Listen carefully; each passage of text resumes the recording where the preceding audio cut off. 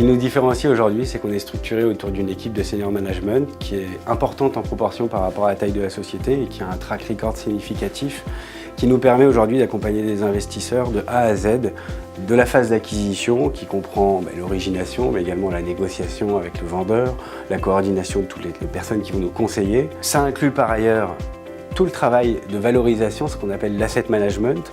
Aujourd'hui, on a des équipes qui sont effectivement en capacité de valoriser des sites, d'aller chercher ce potentiel de création de valeur qu'on va cibler dans nos investissements. Et ça va inclure bien entendu des stratégies de commercialisation d'actifs immobiliers par exemple, le pilotage des intervenants quotidiens sur un immeuble, notamment le property manager. Ça peut inclure des phases de rénovation ou de restructuration parfois très lourdes. Ça peut parfois aussi être un petit peu plus compliqué, intégrer des problématiques juridiques, fiscales, environnementales qui d'une manière ou d'une autre vont toucher notre actif immobilier. Enfin, au terme de notre stratégie de valorisation, nous pilotons la phase d'arbitrage qui consiste à négocier avec les acquéreurs potentiels et leurs conseils éventuels les conditions de cession de notre actif immobilier. Au final, ce savoir-faire intégré, il séduit nos clients parce qu'il nous permet de les accompagner sur toute typologie d'investissement immobilier. Et il y a une véritable conviction de leur part sur notre capacité à aller créer de la valeur et à surperformer d'autres compétiteurs sur le marché.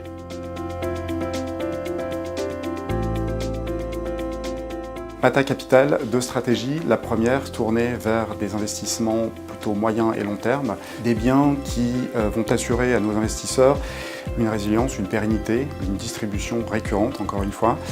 Toutefois, en n'embêtant pas, et c'est ce qui fait aussi notre grande sélection, on vise toujours, encore et encore, une amélioration du flux en achetant, en visant des biens dont les valeurs locatives sont à minima au niveau du marché et quand on peut en dessous du marché pour créer la valeur également sur ces produits-là à terme. Donc les choix de Mata sur les commerces se portent sur tous les commerces en bas de chez vous et se portent également sur les zones, on va dire, périurbaines dans lesquelles chaque citoyen peut s'arrêter et aller acheter facilement en se garant et en repartant aussi vite qu'il est arrivé. Donc deux deals pour illustrer la stratégie de valorisation ou de revalorisation de loyer. Une des premières acquisitions de Mata a été un fly à Quimper avec une valeur locative de 80 € du mètre carré, donc ce qui est pour une zone commerciale tout à fait abordable, mais pour lequel aujourd'hui on a pour idée d'aller relouer, suite à des propositions spontanées d'enseignes, d'aller relouer entre 120 et 125 € le même immeuble.